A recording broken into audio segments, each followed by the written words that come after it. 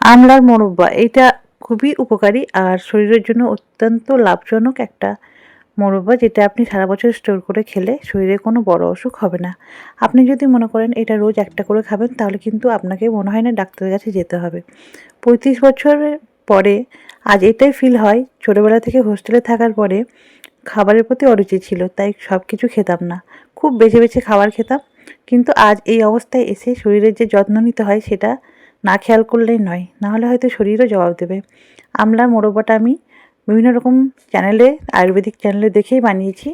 এটা খেলে আপনার শরীর সুস্থ থাকবে। প্রথমে আমলাগুলোকে এভাবে কেচিয়ে নিয়ে এটা সারা রাতের জন্য আমি এভাবে চুন জলের মধ্যে ডুবিয়ে রেখে দেবো। ভালোভাবে এটাকে ডুবিয়ে রাখলে এর যে কষ্টা ভাবটা সেটা কিন্তু বের হয়ে যায়। আবার অনেকেই বলে এই চুন জলের মধ্যে দিলে এর মধ্যে যে যদি কোনো রকম কেমিক্যাল থাকে বা কোনো রকম পেস্টিসাইড থাকে সেটাও কিন্তু ধুয়ে পরিষ্কার হয়ে যায়। তবে সকালবেলা যখন এটাকে তুলবো তখন কিন্তু আমি এটাকে ভালো করে 3-4 বার পরিষ্কার জলে ধুয়ে নেব। আর এরপরে এটাকে আমি স্টিম করে নেব। আমলকির গুণ সবাই আমরা কম বেশি জানি, ছোটো থেকে না খেলেও এখন আমি নিয়মিত আমলা খাই। হতেই পারে সেটা এবিসি জুস বা অন্য কোনো রকম প্রসেসে। আমি এখন ভাবলাম আমলাটা শীতের সময় পাওয়া যায়, এটাকে স্টোর করে সারা বছরের জন্য কিভাবে রাখবো। তার জন্য এভাবে স্টিম করে আমি আমলার মুরব্বা বানিয়ে নিয়েছি, যেটা আমি সারা বছর একটা করে প্রত্যেক দিন খেলেও আমার মনে হয় না কোনো রকম নষ্ট হবে বা অন্য কোনোভাবে আমাকে নিতে হবে। এরকমভাবে আমলাও কিন্তু রেগুলার আপনি খেতে পারেন। এর জন্য শরীরে বা পেটের কোনো অসুখ বা অন্য কোনো কিছু থেকে আপনি মুক্তি পাবেন। এগুলো আমি নিয়েছি ধাগাযুক্ত মিশ্রি। এই মিশ্রিগুলো যে কোনো আপনি দোকানে পেয়ে যাবেন। আমি মিশ্রি ব্যবহার করেছি, এখানে চিনিটা অ্যাভয়েড করেছি।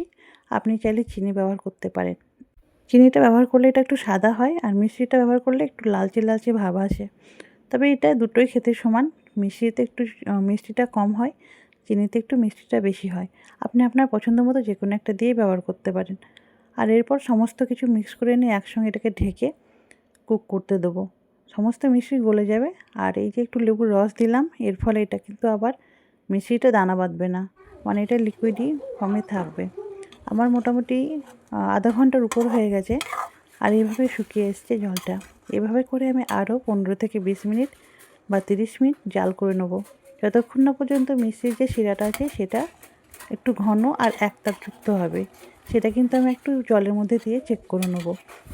আপনি চাইলে এটা একটু রসও করে রাখতে পারেন, সেটা তো কোনো অসুবিধা নেই, কিন্তু আপনি এটা ফ্রিজে স্টোর করলে তাতেও কোনো সমস্যা হবে না।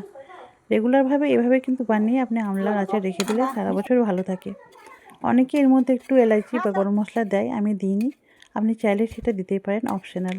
আর একটু সামান্য লবণ দেবো, তাছাড়া আর অন্য কিছুই লাগে না এই মোরব্বা বানাতে। মোটামুটি কাছে এসছে আমার মোরব্বা, এর মধ্যে একটু লবণ দিয়ে নিলাম, আর এটাকে ভালো করে আরও আধা ঘন্টা জাল করে নেব। আমলকির মোরব্বা খেলে পেটের অসুখ বা আপনার চুল পড়ার যদি সমস্যা থাকে তাহলে কিন্তু সেগুলো একদমই কমে যাবে। সঙ্গে আপনার ইমিউনিটি বুস্ট হবে। ভিটামিন সিটাও একটু রেগুলার পেলে ঠান্ডা লাগা বা অন্য কোনো সর্দি জ্বর থেকেও রেহাই পাবেন।